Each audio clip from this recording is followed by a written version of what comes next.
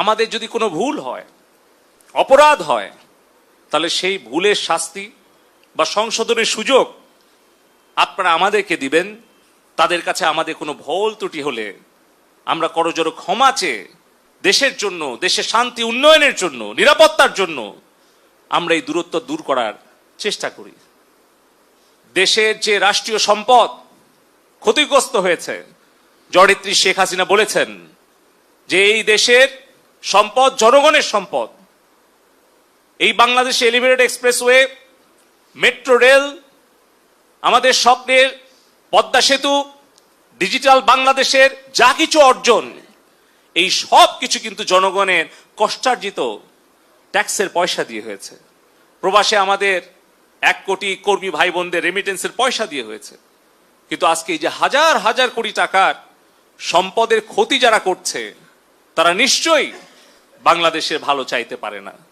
তারপরেও মাননীয় প্রধানমন্ত্রী জননেত্রী শেখ হাসিনা বলেছেন যে আমাদের দেশের সম্পদের ক্ষতি আমরা পূরণ করতে পারবো, কিন্তু আমাদের তরুণ প্রজন্মের হৃদয়ের যে ক্ষত, সেটা কিন্তু আমরা পূরণ করতে অনেক হয়তো সময় লেগে যাবে।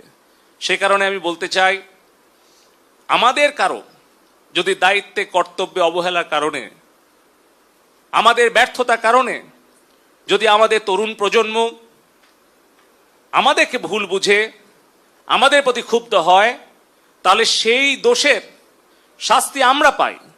যদি দায়িত্বে কর্তব্যে আমাদের অবহেলা হয়, যদি আমাদের সেই শাস্তি ভোগ করতে হয়, আমরা সেই শাস্তি ভোগ করতে প্রস্তুত আছি। যে কোনো সিদ্ধান্ত মাথা পেতে নিতে রাজি আছি।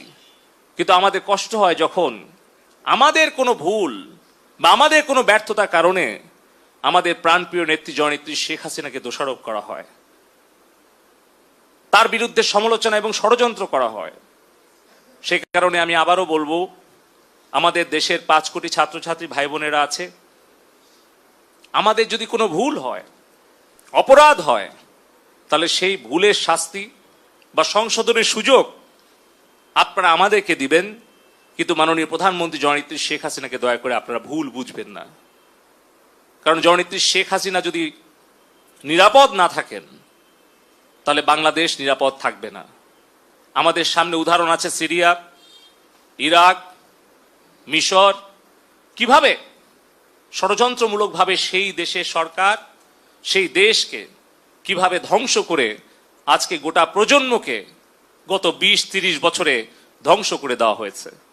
আমরা যেন সেই ধ্বংসের মুখে, সেই ধ্বংসের পথে আমরা বাংলাদেশকে না নেই। যদি আমরা গুজব প্রতিরোধ করতে ব্যর্থ হই, যদি রাজনৈতিক কর্মী হিসেবে, ডাক টেলিযোগাযোগ প্রতিমন্ত্রী হিসেবে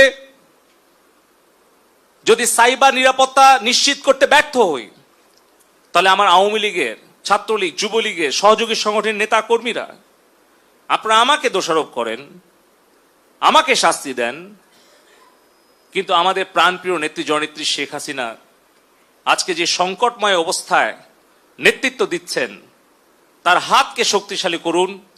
আপনারা ঘরে বসে না থেকে আপনারা প্রতিবেশী পরিবার, শিক্ষা প্রতিষ্ঠান, ছাত্র ছাত্রী, শ্রমিক, মেহনতি মানুষের কাছে গিয়ে প্রকৃত সত্যটা তুলে ধরে তাদের কাছে আমাদের কোনো ভুল ত্রুটি হলে আমরা করজোড়ে ক্ষমা চেয়ে দেশের জন্য, দেশের শান্তি উন্নয়নের জন্য, নিরাপত্তার জন্য আমরা এই দূরত্ব দূর করার চেষ্টা করি।